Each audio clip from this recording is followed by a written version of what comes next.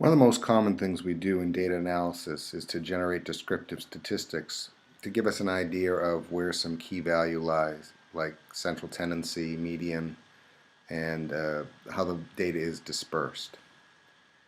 To do this in Excel, the first thing you're going to want to do is turn on the Data Analysis Toolpak.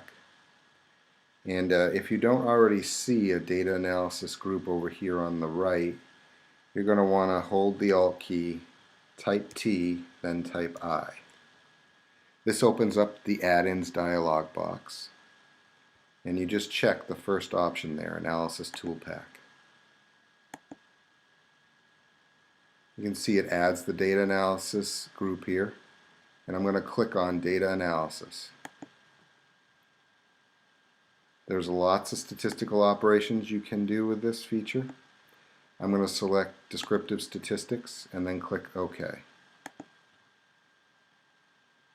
We're going to select an input range. I'm going to point out at the sheet and select the B column.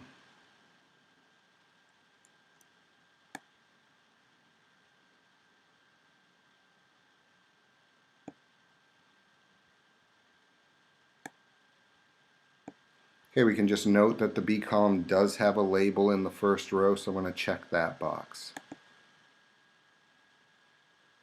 Right, I can select where I want the output to go. I'm just going to let it go to a new worksheet. Then we need to check the box for summary statistics. If desired, you can generate a confidence interval for the mean. And if you're interested in how the data is dispersed out near the endpoints, you can check the K largest and K smallest and change those values to something like maybe the second or third observation.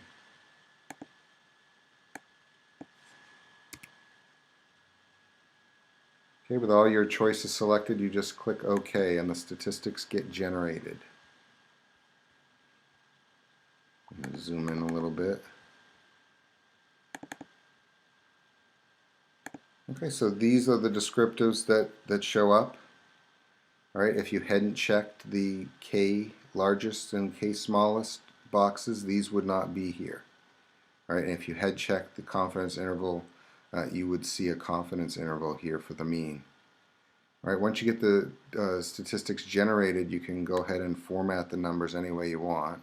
So since this was weekly change in percents, maybe we want to view these things in percents.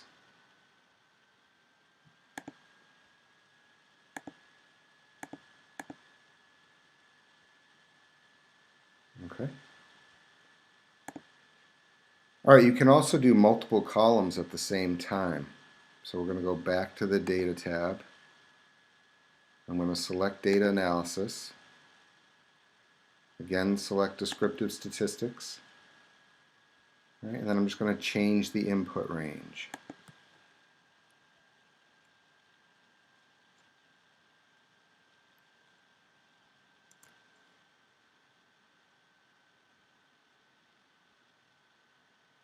All right, I'm going to check the confidence interval this time so we can see what that looks like.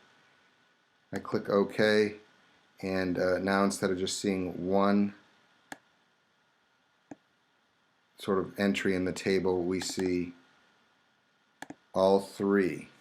All right, so we can compare these things side by side. Again, if you want, you can reformat the numbers.